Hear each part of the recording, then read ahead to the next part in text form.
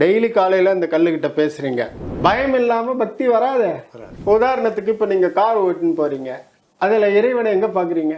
Finally பார்த்தா நம்மளோட வாழ்க்கையே நம்பிக்கையில் தானே போயிட்டுருக்கு.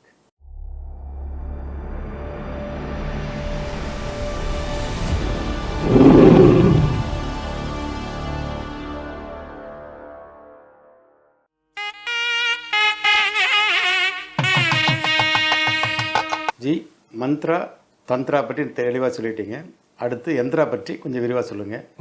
யந்திரா என்ன வகைப்படும்? ஏன்னா யந்திரங்கிறது ஒவ்வொருத்தரும் ஒவ்வொரு மாதிரி பயன்படுத்துகிறாங்க. நம்ம எதை பயன்படுத்துகிறோன்னு சொல்லுங்கள். அதாவது நான் சொன்ன யந்திரம் அப்படிங்கிறது வந்து ஒரு காமன் பேசிஸ், இயற்கையால் வந்த ஒரு சப்ஸ்டன்ஸ், ஒரு பொருள், ஒரு மேட்டர், அதுதான் யந்திரம் அப்படின்னு. இன்னும் நீங்கள் கரெக்டாக ரொம்ப கிருத்தியமாக சொல்லணும்னா, நீங்கள் இப்போ வெளியில் இறங்கி போகும்பொழுது காலில் வந்து ஒரு கருங்கல் தட்டுப்படுது உங்களுக்கு. அதை நீங்கள் வீட்டில் எடுத்துகிட்டு போய் நல்லா க்ளீன் பண்ணிவிட்டு அதுக்கு ஒரு சந்தன குங்குமம் வச்சு அதுக்கு நீங்கள் வந்து என்ன வேணாலும் ஒரு பேர் வைக்கலாம்.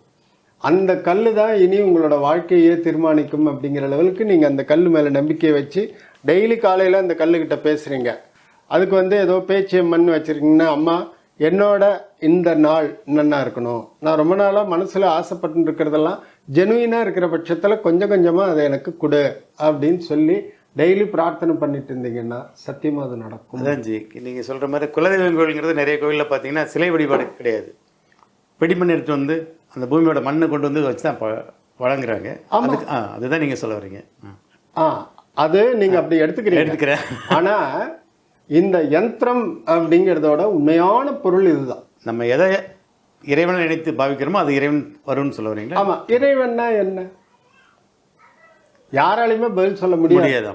ஆனால் என்னோட ஒரு கான்செப்டில் இறைவன் என்றால் நம்முடைய உயிரையும் உடலையும் மனதையும் எப்பொழுதுமே காப்பாற்றி கொண்டு இருக்கக்கூடிய ஒரு சக்தி தான் இறை சக்தி. தெளிவான விளக்கஞ்சி. ரைட்டா? அவ்வளோதான். காட்டுன்னு கேட்குறாங்க நிறைய பேர், இறைவனை காட்டுங்க. அது எப்படி? இப்போ நான் வந்து நல்ல ஸ்வீட், இன்னைக்கு காலையில் எனக்கு ஸ்வீட் கொடுத்தீங்க, நான் சாப்பிட்டுட்டு அதோட சுவை எப்படி இருக்குது நீங்கள் விளக்குங்கன்னா உங்களால் விளக்க முடியுமா? முடியாது. என்னாலேயே அந்த சுவையை சொல்ல முடியாது. ஆக்சுவலி அது ரொம்ப இனிப்பாக இருந்தது, நல்ல வாசனையாக இருந்தது, இவ்வளோதான் சொல்ல முடியாது. ரைட்டா? ஸோ இந்த இறைவன் அப்படிங்கிறது வந்து அவன் சுய ஆத்மாவால் உணர்ந்து கொள்ளக்கூடிய ஒரு உணர்வு சக்தி கிடையாது, உணர்வு. அதுதான் இறை சக்தி. அந்த இறை சக்தியை உணர்வதற்கு பக்தி வேணும். அந்த பக்தி நம் மனதில் உருவாவதற்கு பயம் வேண்டும். பயபக்தி. பயம் இல்லாம பக்தி வராது. ரைட்டா? இப்ப நம்ம இந்த மாடர்ன் வேர்ல்டுல வந்து நிறைய ஸ்ட்ரீட் லைட்லாம் இருக்கு, ரோடெல்லாம் போட்டிருக்காங்க, வண்டி இருக்கு, ஹெட்லைட் இருக்கு. நீங்கள் வந்து ஒரு 150-200 வருஷத்துக்கு முன்னாடி வாழ்க்கையை நினச்சி பாருங்கள். எல்லாம் காட்டு வழியாக கிராமத்தில் தான் ஒத்தேடி பாதை, வண்டி ரைட்டா? அப்போ வந்து எவ்வளவோ காட்டில் இருக்கக்கூடிய பட்சிகள், விலங்குகள், அதுக்கப்புறம் என்னென்னமோ மரம் மோதிக்கக்கூடிய சப்தங்கள். அப்போ வந்து நம்மளை அறியாமலேயே ஒரு பயம் வரும். அப்போது வேகமாக நடைய கூட்டும். அப்போ நமக்கு தெரிந்த இறைவன் பெயர் தன்னை போல வரும். முருகா முருகா முருகா முருகா, நல்லபடியாக போயிடணுமேன்னு சொல்லிட்டு ஆப்பான்னு. பயம் இருக்கும் பொழுது பக்தி வரும், பக்தி இருக்கும் பொழுது இறை உணர்வு வரும். அந்த இறை உணர்வை உணர்வதற்கு உபயோகப்படுத்துவது தான் யந்திரம். ஓகே. உதாரணத்துக்கு இப்போ நீங்கள் கார் ஓட்டுன்னு போகிறீங்க, அதில் இறைவனை எங்கே பார்க்குறீங்க? ஸ்டீரிங் இறைவன் தான், பிரேக் இறைவன் தான், இண்டிகேட்டர் ஒரு இறைவன் தான். இதெல்லாம் வேலை செய்யாமல் போச்சுன்னா நம்ம உயிருக்கு உத்தரவாதம் இல்லையா? அதனால் நம்ம செய்யக்கூடிய ஒரு நாளில் நம்ம செய்யக்கூடிய காரியங்கள், கடந்து போகக்கூடிய நேரங்கள், இடம், பொருள், ஏவல் எல்லாவற்றிலுமே இறைவனை காண்கின்றோம். அதனால தான் நம்மளோட ஹிந்து மதத்தில், சனாதன தர்மத்தில் எல்லாத்தையுமே நம்ம கடவுளாக பார்க்குறோம்.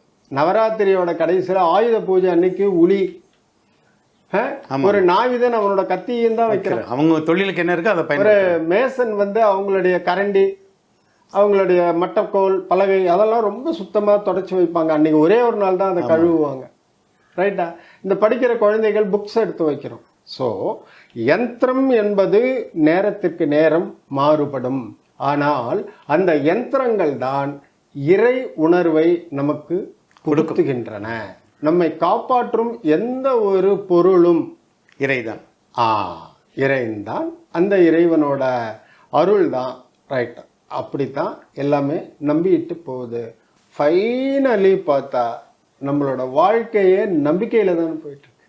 நம்பிக்கையிலன்னு ஒன்றும் வாழ முடியாது. ராத்திரி படுக்க போகும்போது காலையில எந்திரிப்போங்கிற நம்பிக்கை, அந்த கட்டடத்தை இத்தனாம் தேதி முடிச்சிடலாங்கிற ஒரு நம்பிக்கை, இந்த ப்ராஜெக்டை இப்போ முடிச்சிடலாங்கிற நம்பிக்கை, அது எல்லாத்துக்குமே மந்திர தந்திர யந்திரம் இந்த மூணும் கொடுக்கக்கூடிய நம்பிக்கை தான் நம்ம வாழ்க்கையே ஓட்டிட்டு இருக்கு. சரி, மந்திரம் அப்படிங்கிறது வந்து இந்த ஸ்லோகங்கள் மட்டும் மந்திரம் இல்லை. சரிங்க. ஒருத்தர் சொல்லக்கூடிய அட்வைஸும் மந்திரம் தான். நமக்கு ஒரு யோசனை சொன்னாலும் மந்திரம் தான். ஆமா, சப்தம் உண்டாக்கக்கூடிய சப்தம் எல்லாமே மந்திரம். ஆமா, ஒரு மனிதனிடமிருந்து மற்றொரு மனிதனுக்கு, மற்ற இந்த பிரபஞ்சத்திற்கு கோயில்ல வந்து நல்ல பலமா ஸ்லோகம் சொல்றாங்க. ஆமாங்க. ஓம் மகா சாஸ்திரே நமஹ, ஓம் மகாதேவாய நமஹ அப்படின்னு மந்திரம் சொல்றாங்க. எதுக்கு? அந்த ஒலி வந்து அந்த கர்ப்ப கிரகத்துக்குள்ள பட்டு தெரிச்சு பல தடவை, ஆயிரக்கணக்கான தடவை, கோடிக்கணக்கான தடவை அது ரிஃப்ளெக்ட் ஆகி அந்த அதிர்வு அங்க அப்படியே நம்ம வந்து மனமுருகி பிரார்த்திக்கும் பொழுதே நம்மளோட வந்து அந்த உணர்வு வருது. இது மந்திரம், அதோட சக்தி ரொம்ப ஜாஸ்தி. அடுத்தது தந்திரம். அவர் வந்து பூஜைகளை, பூக்கள்லாம் எடுத்து பூஜிக்கிறாரு, சூடம் காட்டுறாரு, மணி அடிக்கிறாரு. அதுல ஒரு தந்திரம், தந்திரத்திலையும் ஒலி ரூபமா நமக்கு கிடைக்கும். அதுக்கும் அப்புறமாக யந்திரம். இப்ப எது யந்திரம்? அதுல இறைவனுடைய உருவம், திருவுருவம், சிலை ஒரு யந்திரம். அவர் வந்து விபூதி தட்டுல இருந்து நமக்கு கொடுக்கிற விபூதி ஒரு யந்திரம், ஒரு பொருள். அது அந்த இடத்துல அந்த உள்ள அந்த ஃபுல் வைப்ரேஷன்ல இருந்து அந்த சாம்பல் அந்த வைப்ரேஷனை கொண்டு வந்து நம்மளோட நெத்தியில சேர்க்குது. நம்மளுக்கு இருக்கக்கூடியது ஞானம், அதான் பிரம்ம ஞானம்னு பேர். அதோட அந்த விபூதியில் இருக்கக்கூடிய வைப்ரேஷன் போகும் பொழுது நமக்கு ஒரு அமைதி கிடைக்குது, சக்தி கிடைக்குது. ஸோ நம்மளோட வாழ்க்கைகளை வந்து 3 முக்கியமான அங்கங்கள்: மந்திர, தந்திர, யந்திர, உபாயங்கள். இதுதான். அடுத்த கேள்வி. ஏதாவது ஒரு அபாயம் வந்தால் இந்த உபாயங்களை பயன்படுத்தணும். அபாயம் வந்தால் கண்டிப்பா நமக்கு வந்து அபயம் கிடைக்கும். அபயம் கிடைக்கும். சரி, அபாயத்திலிருந்து அந்த கால் ஓடி போயிட்டு அபயம் கிடைக்கும் கண்டிப்பா.